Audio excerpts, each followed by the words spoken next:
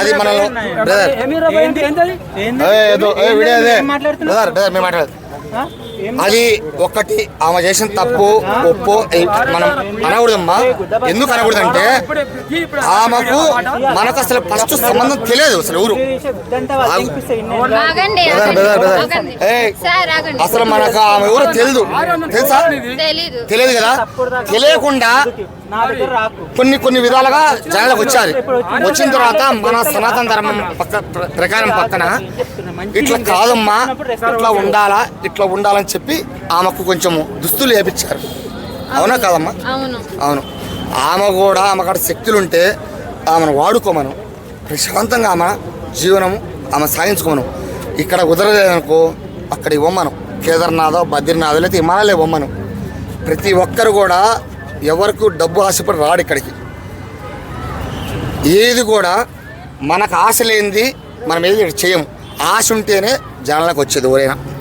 ఈ వాక్యాలు విన్నారంటే వాళ్ళిద్దరు పెళ్లి చేసుకున్నాక మేము పేదలకి సహాయం చేస్తాము, మేమిద్దరం కలిసి. పెళ్లి చేసుకున్నారు అసలు నాకు అసలు అర్థం కాలేదు.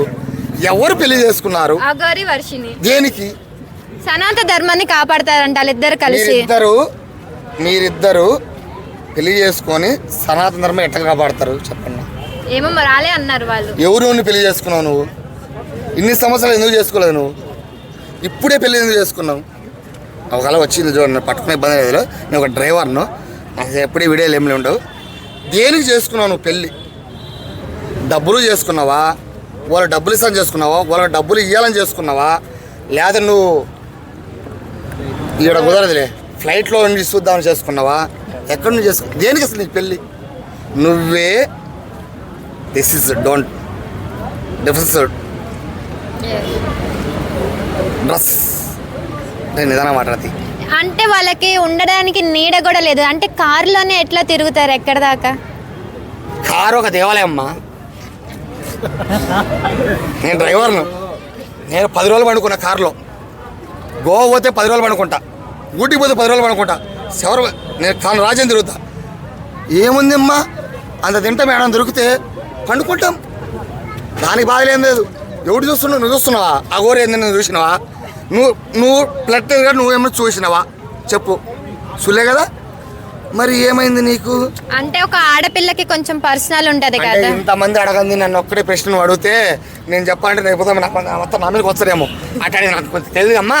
నేను చెప్పేది ఏంటంటే ఒకటే మాటమ్మా, తప్పు చేసావు.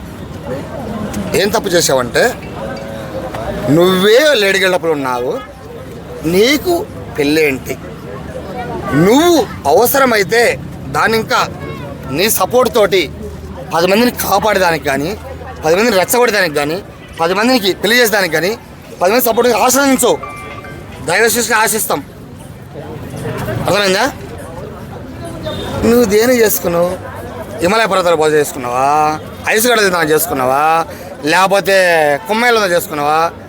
దేనికమ్మా నీకు పెళ్ళి? నీకే పోలేదు సరిగా.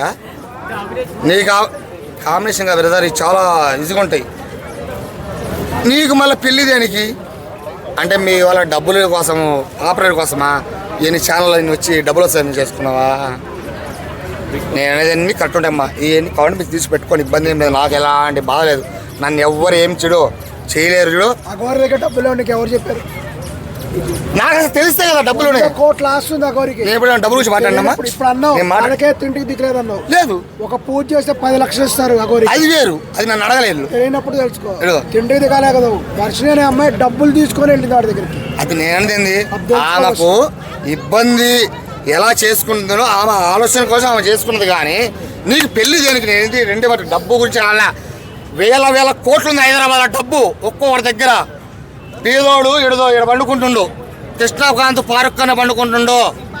వాడు డబ్బు సంపాదలేక కాదు, వాడు దేని పండుగ తెలుసునా? ఒక తప్పు చేయలేక. బిజినెస్లో ఉంటాడు ప్రతి ఒక్కడు. ఈరోజు 1000 కోట్లు పెట్టి రేపు 5,000 కోట్లు తీసుకుంటుండు. అది వేరుమ్మా, ఇది వేరు.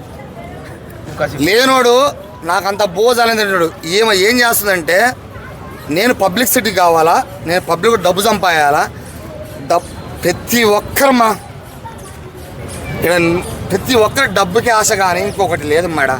నువ్వు ఏం చేస్తున్నావో ఒక పల్లెటూరు నుంచి వచ్చిన ప్రతి ఒక్కరు కూడా, నేను 16 సంవత్సరాలు ఎదురు వచ్చి నా రూమ్ రెంటు నేను 2005 వస్తే 700 రూపాయలు నా రూమ్ రెంటు.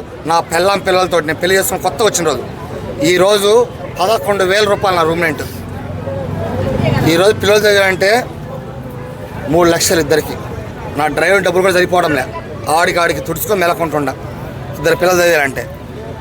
నేను ఎంత కష్టపడితే రాని డబ్బు ఒక పబ్లిసిటీ ఇస్తే డబ్బు వస్తుంది తెలుసా, అట్లా వస్తుంది తెలుసా. జనాలు పిచ్చోళ్ళు సార్. ఫస్ట్ మీరు ఇష్టం పెట్టుకోవాలి, లేకపోతే క్లియర్ చేసుకోండి.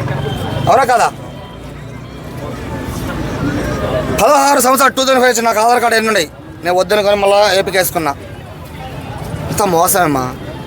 జనాలు నువ్వే చేస్తావు. నువ్వు వీడియో పెట్టినమ్మా, నువ్వు నాకు డబ్బులు ఎంత ఇచ్చినావు?